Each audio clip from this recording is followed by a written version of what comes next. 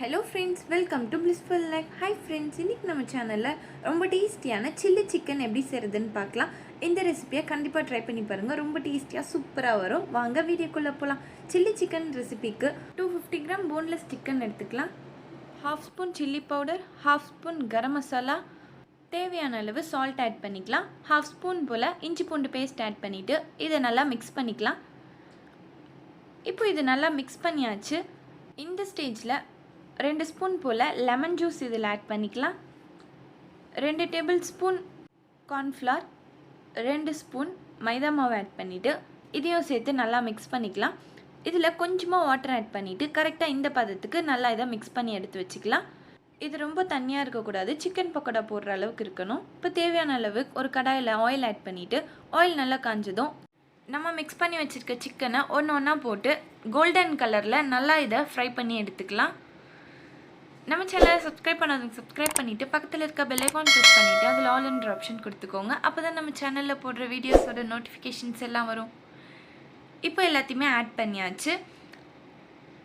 இது ஓரளவுக்கு நல்லா கலர் வந்திருக்கு. இன்னும் இது நல்லா கோல்டன் கலர் ஆகிற வரைக்கும் இதை நல்லா மீடியம் ஃப்ளேம்லேயே வச்சு செய்யலாம். ஹை ஃப்ளேமில் வச்சு இதை வேக வச்சோன்னா சிக்கன் ரொம்ப ரப்பர் மாதிரி ஆகிடும். ஸோ நம்ம லோ ஃப்ளேம்லேயே வச்சு இதை நல்லா வேக வச்சுக்கலாம்.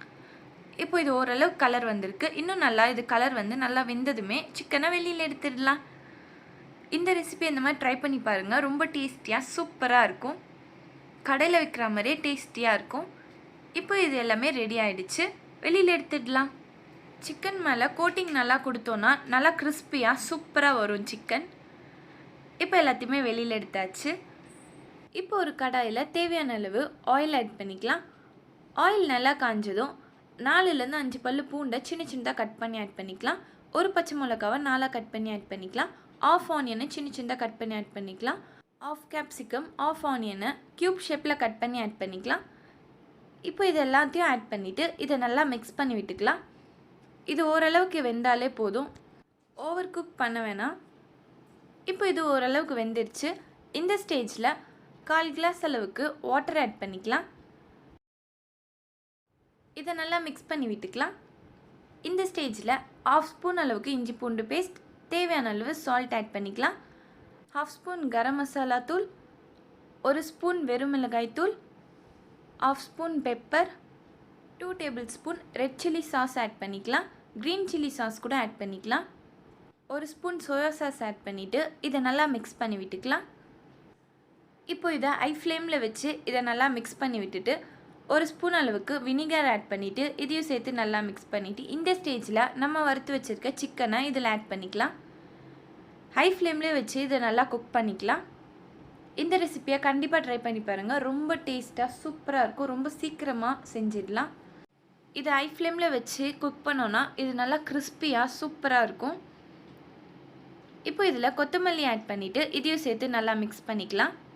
இது ஒரு 2 மினிட்ஸ் போல் ஹை ஃப்ளேமில் வச்சு இந்த தண்ணிலாம் ட்ரை ஆகிற வரைக்கும் நல்லா இதை மிக்ஸ் பண்ணி விட்டுக்கலாம்.